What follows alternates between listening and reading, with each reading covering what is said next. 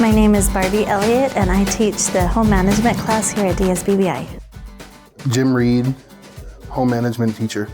I teach people how to organize, manage, take care of, and deal with their home life non-visually, whether that's cooking or cleaning or organizing stuff. Whatever you got to organize, there's a way to do it non-visually, and that's what I'm here to help people learn to do. The cooking end of things, we're covering how do you cook any and everything. Most of it's made from scratch. There's a few things that are made from a box, but the reason we do most of it from scratch is we're trying to teach people the fundamental skills of how do you mix, pour, measure, chop, determine the right texture of a batter, determine when something is done. And if all you do is open a can or a package, you lose most of those opportunities. We take their goals and my goals, and we try to come up with a good plan for what is going to make them the most successful in their homes. So my teaching style is I like to tell them and then show them and then have them do it for themselves. So for example, if we're making bread and it's their first time, I'll be hands-on in there with them, making the dough side by side, telling them what I'm looking for, telling them what I'm feeling for. Maybe I'll shape out a couple of rolls, put them on the tray, tell them that this is what it should look like or feel like, and then they take it over from there. A very common fear non-visually is heat and sharp things, because those can be dangerous, and so it's fun to watch them walk in and say, okay, I'll do everything you want, but don't give me a knife and don't make me use the stove. And first day, that's what I do, the first day of cooking. And to watch them own that and go, this wasn't hard. I just didn't know how to access this non-visually.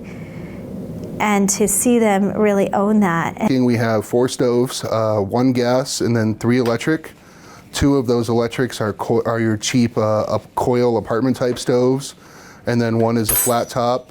In addition, we have all of your typical appliances that you might find in a house: George Foreman grills, deep fryers, waffle makers, electric skillets, and then, like I mentioned, we have a barbecue grill outside. So any of those type of appliances we have on hand. I like to look at where people are, what they want to accomplish, and kind of tailor my program so it's not just, well, this is what you got to do to finish. It's more of a, this is what I think you need to have, the goals that you have, and help them to feel that confidence while they're here, and then take that with them and to use that momentum to accomplish whatever the other goals that they might have in their lives might be. And then the last area is, for lack of a better word, I call it administrative. So it's basically information in, information out. That includes things like how do you label, mark, and use appliances?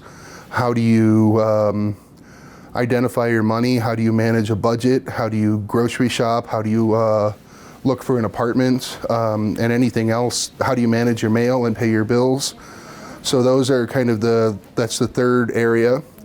They get to the store, they're going to use the shopping skills that I've taught them to do the shopping. And then when they come back here, they're using all of the cooking skills and so on that we've learned all along to make that final project. And then usually when they serve that last meal, once they've served it, they clean up, and then that's generally their last day.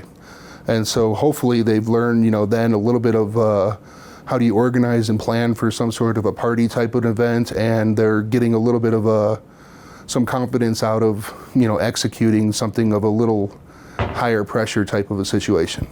Our main goal for this class is to teach people basic skills that they need to independently run a home, and that hopefully then they can, with or without some sort of additional assistance, they can do whatever it is they need to do to keep themselves healthy and well-fed and their home cleaned and all that kind of stuff.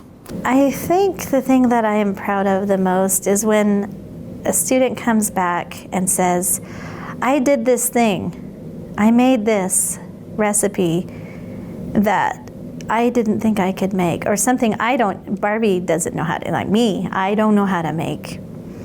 And they did it well, and they're proud of it. If I can cook and clean and do whatever in my own house, then I can maybe contribute some of those similar things to some sort of other social function. Or if I can learn one skill in one area, I could probably learn a completely different skill in a different area with a similar amount of effort. Because that's always the mark of success for me, is when the students do better and are more successful even than their teacher. And I love that when I hear about somebody trying something new that I didn't know how to do. That is when I go, okay, this is what we do. This is why we do what we do, so that people can go out there and create the lives that they want.